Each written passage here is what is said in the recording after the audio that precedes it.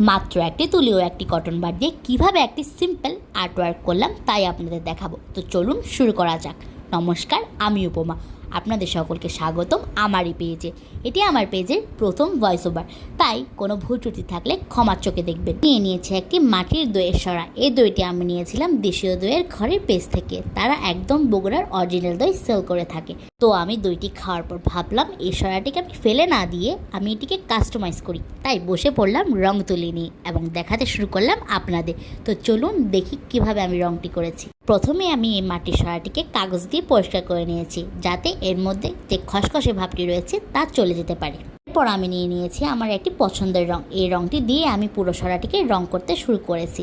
আপনারাও আপনাদের একটি পছন্দের মতো রং সিলেক্ট করে নেবেন, কিন্তু মনে রাখবেন যে রঙই করুন না কেন সর্বপ্রথম পুরো সরাটিকে বা যে পাত্রেই রং করবেন না কেন সেটিকে সাদা রঙে কোট করবেন। এতে করে আপনার পাত্রের রংটি আরও উজ্জ্বল লাগে। যেহেতু আমি হঠাৎ করে কাজটি করতে বসেছি, তাই আমার সাদা রং শেষ হয়ে যাওয়ার কারণে আমি সাদা রং ব্যবহার করতে পারিনি। এভাবে আমি আমার পুরো সরাটিকে রং করে নেব। এরপর সিম্পল ডিজাইন হিসেবে আমি ডট সিলেক্ট করেছি। এই ডটগুলো দেওয়ার জন্য আমি আমার একটি তুলির পেছনের অংশ সিলেক্ট করেছিলাম, কিন্তু যখন আমি এগুলো অ্যাপ্লাই করতে শুরু করলাম তখন দেখলাম এগুলো ভালোভাবে পাত্রে বসছে না। তাই আমি আমার বাসায় থাকা কটন বার দিয়ে সেই ডটগুলো বসাতে শুরু করলাম। আপনারা হয়তো খেয়াল করেছেন আমি ডটগুলো একসাথে চারটি চারটি করে বসিয়েছি, যাতে এটি দেখতে একটু ফুলের মতো লাগে।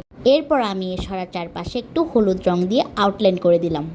ডটগুলোর মাঝে বাদামি কালারের ডট দিতে শুরু করলাম, যাতে এগুলো একটু ছোট ছোট ফুলের মতো লাগে। এতে করে আমার আর্টটি আরও ফুটে উঠেছে। আপনারা আপনাদের পছন্দ মতো বিভিন্ন ডিজাইন দিয়ে এভাবে সাজিয়ে তুলতে পারেন আপনাদের ঘরের ছোটোখাটো জিনিসকে। তো কেমন লাগলো আমার এই ভিডিও? আপনাদের যদি ভিডিওটি একটু ভালো লাগে অবশ্যই লাইক করে যাবেন এবং আরও নতুন নতুন ভিডিও পেতে আমার পেজটিকে ফলো করে যাবেন। ধন্যবাদ, ভালো থাকবেন সবাই। নমস্কার।